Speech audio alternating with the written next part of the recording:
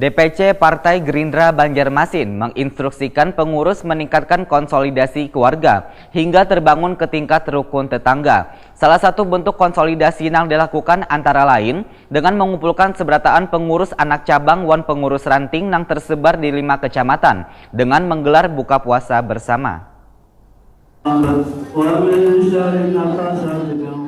DPC Partai Gerindra Banjarmasin menginstruksikan pengurus meningkatkan konsolidasi keluarga hingga terbangun ke tingkat rukun tetangga. Salah satu bentuk konsolidasi yang dilakukan antara lain dengan mengumpulkan seberataan pengurus anak cabang wan pengurus ranting yang tersebar di 5 kecamatan dengan menggelar buka puasa bersama. Kegiatan buka bersama yang sekaligus memberikan bantuan pada panti asuhan ini dilaksanakan di kantor DPC Partai Gerindra Banjarmasin, Kamarian Selasa 12 Juni 2018. Ketua DPC Partai Gerindra Banjarmasin Muhammad Yamin, Wairtakwani Prima TV memadahkan, penguatan konsolidasi ini sangat penting karena bisa menjadi landasan untuk menghadapi pemilihan legislatif serta Presiden 2019 mendatang. Anggota Komisi 3 DPRD Banjarmasin ini pun optimis mampu menyumbangkan 5 kursi di Dewan Banjarmasin pada pemilu legislatif 2019 hingga bisa menduduki salah satu pimpinan Dewan. Muhammad Yamin mengharapkan semua mesin partai, baik struktur maupun sayap yang ada di Banjarmasin dapat bergerak secara maksimal, melakukan aksi nyata di masyarakat wan saling bersinergi satu dengan yang lain. Pasti kami masih mengutamakan kader-kader daripada Gerindra sendiri kan. Untuk keterwakilan perempuan sendiri seperti apa, Pak? Untuk keterwakilan perempuan kami sudah mencukupi di atas 30% lah untuk keterwakilan perempuannya. Bahkan ada perempuan yang diletakkan di nomor 1 pada DP tertentu.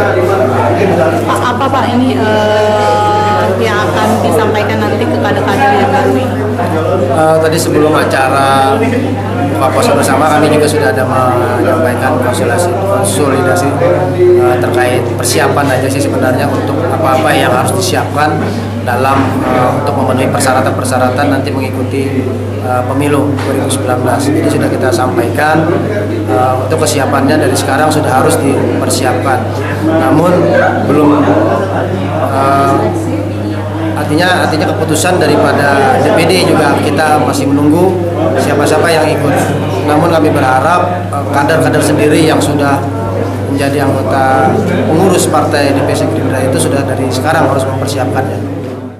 Sementara itu, Wakil Ketua DPD Gerindra Kalimantan Selatan, Nahwan, mengapresiasi kegiatan konsolidasi yang dirangkai dengan buka puasa bersama ini, karena beban kader harus bergerak di tengah masyarakat, melakukan aksi nyata untuk mendapatkan simpati wan dukungan di masyarakat, sehingga pada tahun 2019 mendatang, Partai Gerindra dapat memenangkan pileg di Banjarmasin wan Pilpres.